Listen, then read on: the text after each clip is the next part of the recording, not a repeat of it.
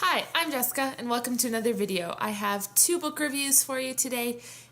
Well, the first one is a series review, the next one is a book review. And then I also have my April TBR, which I know is very late, but we'll get to that. First things first, this is my series review on the Matched trilogy by Condie. It has Matched and Crossed and Reached, the third book. This is a young adult dystopian trilogy. I was quite excited about this series when I first ordered it. I ordered it through the Scholastic book order that my school uses a lot, and the little blurb that they give you, it's about 2 sentences. It made this series sound very, very interesting. It was also a really good price, so I was excited to see what it was all about. When I ordered it and I started to look more into the series, I realized that a lot of people had very mixed feelings about it. Some people really enjoyed it and others didn't. I noticed that a lot of reviews weren't so great, but I was still optimistic and I really wanted to form my own opinion about the series. When I started reading it, I soon realized why some people had very mixed feelings about it. The story is about a girl named Cassia who lives in this society that kind of controls everything that the people do. She is matched with 2 boys, Xander and Kai, both of which she's known for a long time. And the first book, Matched, shows a little bit more about what her life is like at the beginning. Her grandfather dies. She is learning more about how the society works. She's also learning about a group called The Rising. She doesn't know the name of it yet, but she is learning that there are people who aren't totally on board with everything that the society is doing, which is understandable. So that kind of follows her life as it is. At the very end of it, she leaves the society to follow Kai, who has left the society. The second book, Crossed, then goes into her looking for Kai outside of the society. She has fallen in love with Kai and she's still kind of in love with Xander, and so it kind of follows her story as she learns to balance what she knows about society and what she's learning about the Rising and what society is hiding from the people. This book is also written from 2 points of view. It's written from Cassia's point and then from Kai's point of view, whereas the first book is just from Cassia's point of view. And then the third book, Reached, is written from 3 points of view. It now has Cassia, Kai, and Xander's point of view. This book is kind of the culmination of all 3 books. It's kind of the climax of the 3. It tells the story of the Rising kind of taking over society, but the society and the Rising have kind of melded so much so that you can hardly tell where one starts and the other ends. They've become almost one entity working towards the greater good of getting rid of the plague, which was introduced by the Rising. And the Rising also has the cure, but they need society to acknowledge them before they'll give the cure. So it kind of is the culmination. Overall, I wasn't actually a huge fan of the trilogy. I thought that it was moderately well written. It didn't really flow very well. There wasn't the exciting pieces and the adventure that I was kind of expecting from reading the first book. The first book I think was the best in the series, although the third book was quite close in contention with that one. The middle book was very slow in my opinion. It seemed to kind of drag on and repeat the same thing from 2 points of view over and over again without really getting anywhere. Overall, I would rate the series about a 3 out of 5 stars. I liked it, but it wasn't great. So that was my first review of a series. The second book I'm reviewing is Small Persons with Wings by Booraem. I borrowed this from one of my students, so I don't actually have the physical copy. I quite enjoyed this book, actually.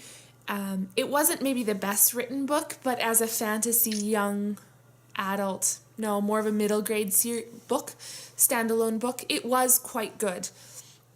It tells the story of a girl named Millie who has a small persons with wings. They don't like the term fairy. And his name is Phidias. They are kind of best friends, and when Millie goes to school and tries to tell her friends about Phidias, they make fun of her and don't believe her that she actually has a fairy. She decides that she's going to bring Phidias to school to show her friends. She goes home, tells Phidias, and he leaves and just leaves a china doll in his place, meaning she no longer has a fairy. She kind of copes with this loss of one of her best friends by becoming really studious. She pays more attention to reading and learning facts rather than playing around in fantasy. She has two parents who are artists, so they try and bring her back to this fantasy world. We learn later on in the book that they knew the whole time that her small person with wings was real, even though when she goes to a counselor because of telling the story, they let the counselor think they don't believe in the fairy either.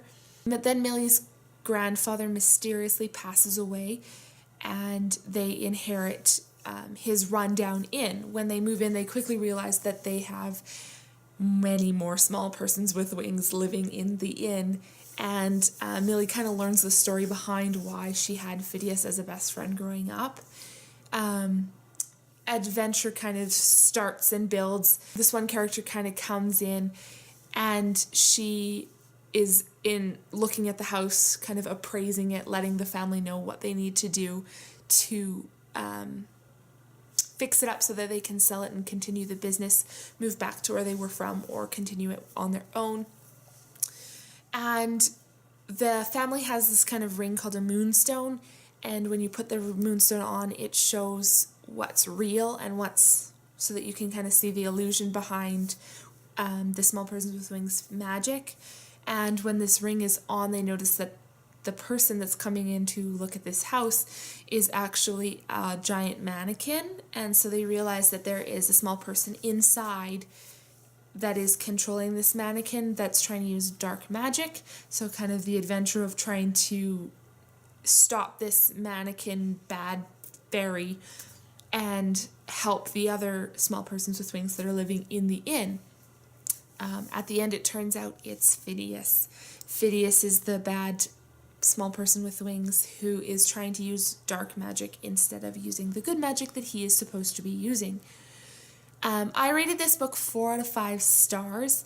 I thought that because it was so enjoyable, especially for the age group that it was written, that it deserved higher stars. It wasn't maybe the best writing, so I docked some points there, but because it was enjoyable, gave it some more. So then total 4 out of 5 stars. I would definitely recommend this to students between about grade 4 and 6-ish. And the last section of my video today is my April TBR. I know I'm extremely late in putting this up. I kind of delayed myself a little bit on doing my review, mostly because I wasn't exactly sure on how to formulate my thoughts about the Match trilogy. So when I had a little bit more to put into a video, then I decided to put it all in one. So the last part is my April TBR. I've already read a couple of books this month, and I'm going to add some more to it. So I've already read Crossed and Reached by Ali Condie. I read those during my spring break, which is the first week of April.